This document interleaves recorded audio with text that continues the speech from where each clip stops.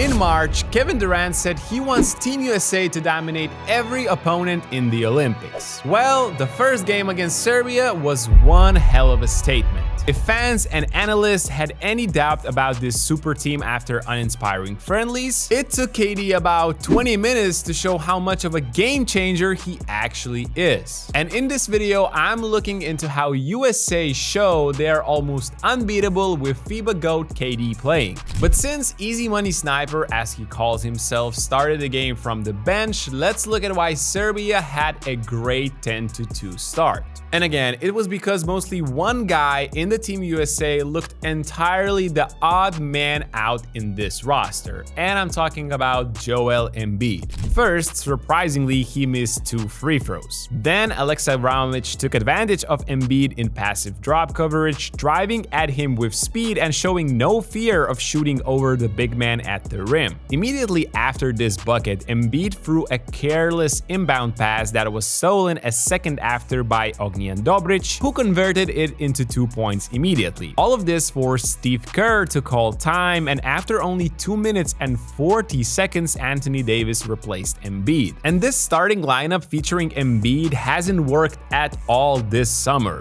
His drop has been exploited constantly over and over again, while offensively he simply doesn't fit around these guys and in FIBA rules. So at this point, I can only agree with other NBA analysts on Twitter saying Embiid must have been promised minutes on court to get him to choose USA over France and Cameroon. Anyway, what happened after was the first breaking point of this match. And offensively, USA created great shots using this one particular cut. And they did it throughout the whole game. You will see a certain pattern by the end of this video. Here LeBron has the ball as Team USA is about to play a 4-corner pick and roll with AD. Serbia wanted to pack the paint, so the Americans used this 45 burn cut to confuse them. Holiday cuts, Abramovich points to Dobrić to take him, but his own man Booker lifts up, creating a situation where LeBron has an easy pass for a wide open Booker, who of course makes this free. On the other side, you would expect I would be praising Derek White or Drew Holiday, but this time it was about Devin Booker and Anthony Edwards playing fantastic on-ball defense. Here, Ant-Man starts with Bogdanovic, and as he comes off this handoff and plays pick and roll with Jokic, watch just how closely he passes through. At this point, everybody knows it's not going to end well for Bogey if he shoots, and Edwards blocks this shot, igniting the break.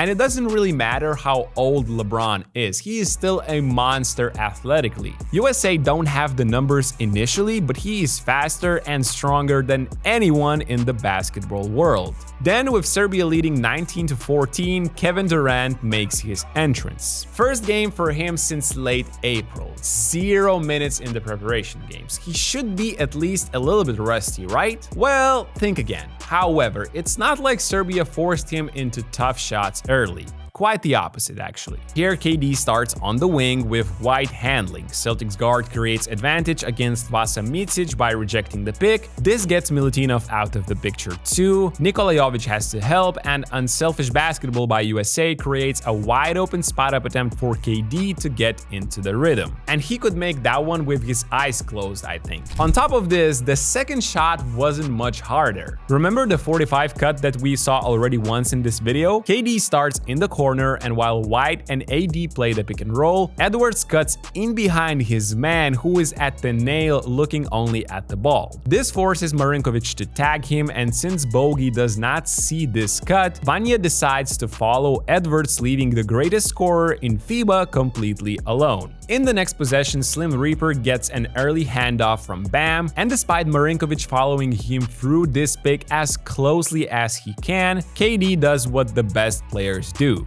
Just gets to a spot he prefers and raises over with his insanely high point of release. I mean, Can you defend this any better? That's just greatness. Then Serbians set themselves up for a failure on the other side of the court. Milutinov is not able to post up a smaller Holiday, and it creates all kinds of transition cross matches with Bogdanovic guarding Bam and, more importantly, Milutinov on KD. The Americans simply let him go to work, and you know the one dribble pull-up free is coming a mile away. I mean, there has to be a reason his handle name is Easy Money Sniper. Then Serbs miss another open shot, creating one more transition cross match, this time Jokic guarding KD. As Adebayo is posting up Micic, KD cuts across, and Jokic inadvertently forgets he's guarding the hottest man on the court. He helps a little too far away from him, and although the contest isn't bad, but just look at that release point once again. Unreal. These 5 made field goals marked the end of KD's first entrance. In this period, USA outscored Serbia 21-6. And before we look into what happened next, a quick shout out to our sponsor Hostinger, who made this video possible. One more thing that Hostinger makes possible is creating, maintaining, and hosting your own website. You can use their AI-powered website builder, you can use their professional templates, or you can start everything by yourself from scratch. Hostinger has a lot of other AI tools to discover, such as the logo maker or CEO-friendly copywriter. So make sure to check out the link below and use our code BNews10 for 10% off of all hosting plans. Now, going back to the video, there is a big fuss among the American fans because the NBA champion Jason Tatum played 0 minutes against Serbia. Guys, you won by 26, why do you care? However, it was an obvious decision due to the fact that at any given time, Team USA have the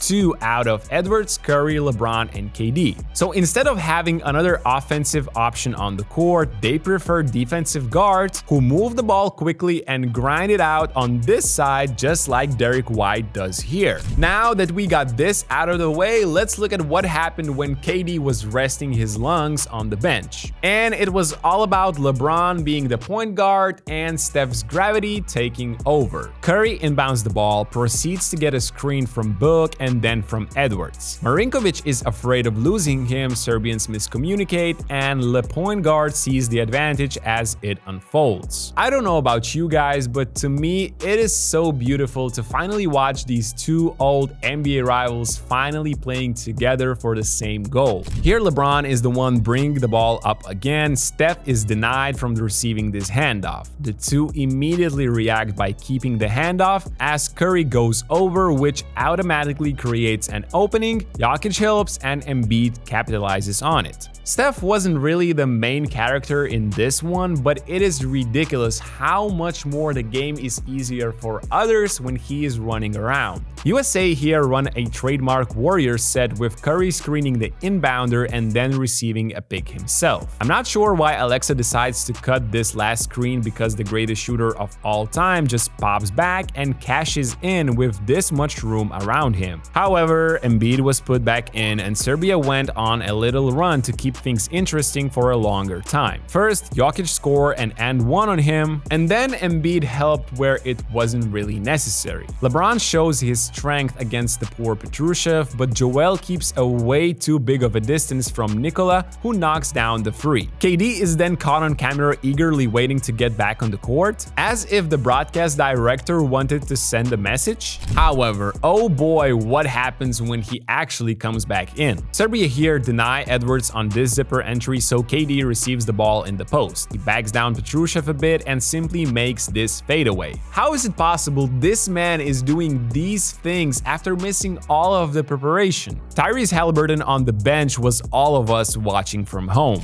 Then USA get another free created by the 45 cut. Why change what's working? While Book is playing the pick to the 2 side, first it's Edwards that cuts. But because Serbia go under initially and only then switch, Holiday has time to be the second cutter. The opponents miscommunicate this time and the Ant-Man is wide open for a shot. Don't say I didn't warn you. By the end of this video, you will see certain patterns, and this 45 cut was definitely one of the biggest. But let's go back to KD again, and the next shot reminded me about one of the biggest shots in his career. A game-free dagger against the Cavs in the NBA Finals. Again, I can't show you the Olympic video, but he even does the same amount of dribbles in both occasions before pulling up. Exactly 4 as he picks up the ball with his left hand after the last dribble with his right. And lastly, USA have 3 seconds to close out this half. KD slips the first pick of a stagger for Edwards, and then Steph screens for KD to get a clean look. Again, Serbia don't want to leave Curry alone. That creates space for Durant to catch it cleanly as he puts an icing on the cake on this historic first half. 21 points in less than 9 minutes, with Haliburton being the ultimate hype man, and all of us feeling like we just went through a spiritual experience watching all of this. In the second half, USA quickly increased this advantage with early frees and once again capitalizing on Steph's presence. It's incredible how one man has so much power just running around the court, but that's what Curry's gravity does for you. To be honest, this game proved that if you will want to beat Team USA in the Olympics, you will have to play probably the best game of your life. And Serbia simply didn't. Yes, I agree it could have been much more close for longer, but they simply missed 6 wide open attempts from behind the arc in the first half, finishing with only 9 made threes on 24% shooting for the whole game. On the other hand, USA made 18 threes on over 50% of shooting, and you simply can't expect to win against them with these numbers. So finally, a question for all of you. How did you react to KD's performance? And do you agree he's the